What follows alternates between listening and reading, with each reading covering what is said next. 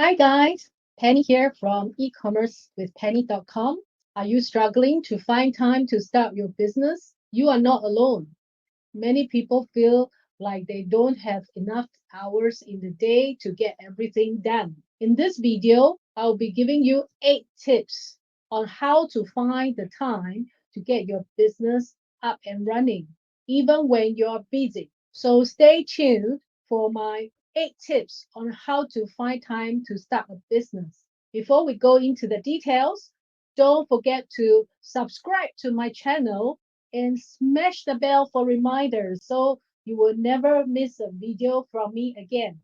So without further ado, let's jump right in. The first tip is to have the right mindset. You may be wondering what mindset has to do with this. Well, it has everything to do with how you approach your time. You need to take your business seriously, just like your work, and not just as a side hustle. When you work, you make time to complete the task assigned to you within the deadline given. You need to do that with your business as well, even if you're doing it part time. You need to delegate certain hours each week to work on your business and stick to them. Make sure that you don't make any excuses or let yourself off easily, thinking that you can always do it some other time or next time. This will help you find the time needed to start a business. The second tip is know your why. It is important to know your why for starting your business, as this will help you stay motivated during difficult times. Ask yourself, why do you want to start your business? And then answer it and delve deeper by asking yourself 5 times why, each time to go deeper to find out the deeper reason. This is called the 5 whys method. This is very important because there will be time where you don't feel like working on it because it's difficult or because it feels like a sacrifice when others are having fun, watching TV, etc. But you need to work on your business. If you know deep down in your heart that you are doing something worthwhile and you love for your future, you will get down to doing it. The third tip is to develop a routine. This is especially important for those of us who started our entrepreneurship journey after being employees for years. As an employee, we are used to a certain routine. We need to go to work at a certain hour and then we work on those tasks given to us. So, to find time for your business, it's important that you develop a similar routine. Though this might be quite difficult in the beginning, with practice, eventually it will become a second nature. For example, you could decide that you will work on your business from 8 to 9 p.m.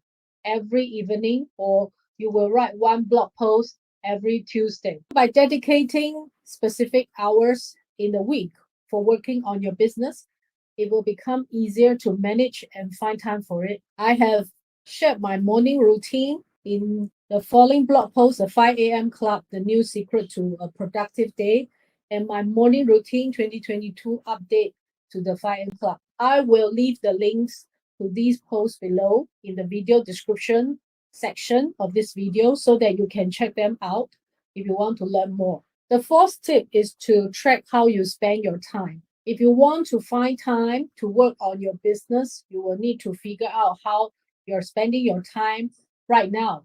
This could mean track everything you do throughout the day, or it could mean writing everything down in a journal. Either way, once you have a good idea on how you spend your time, you can start thinking about ways to cut some of those activities and how you can make better use of it. So on the right hand side of the slide, you can see that you can use Google Calendar to actually record down how you are spending your time down to every half an hour, up to you. For example, and then from your record, you can see that how you are spending your time, and then you can analyze it. Do you watch your TV for hours each day? Can you reduce the time to give yourself extra hour or two to work on your business? You don't necessarily need to cut down everything you do. Instead, think about what you can live without. For example, maybe you can stop watching TV during certain times of the day, or maybe you can take a break from social media. You can just focus on one task at a time.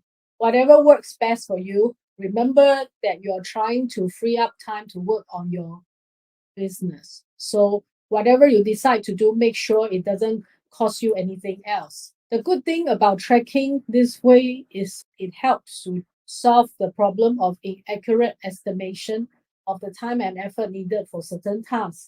By tracking, you will be able to accurately estimate how long different tasks take, and it will help you to manage your time more efficiently.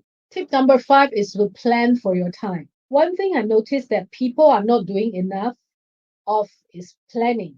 Most people simply make a to-do list of the 1,001 things they need to do and then cross them off one by one as they are completed. However, this is not the best way because there's no synergy between different tasks. You're just listing them down. Before you put down your tasks on the to-do list, you should actually plan for what you should be doing in relation to your goals and then fill in the dependencies between different tasks. This is to give yourself the benefit of having the big picture in mind. So you have this goal that you want to achieve, and then you break them down into different sequential steps and different tasks. When you plan how you will spend your time and how long each task takes, it's easier to manage. So with the time tracking in the last tip, you can do this more accurately. Break down all the tasks involved in starting a business into smaller chunks.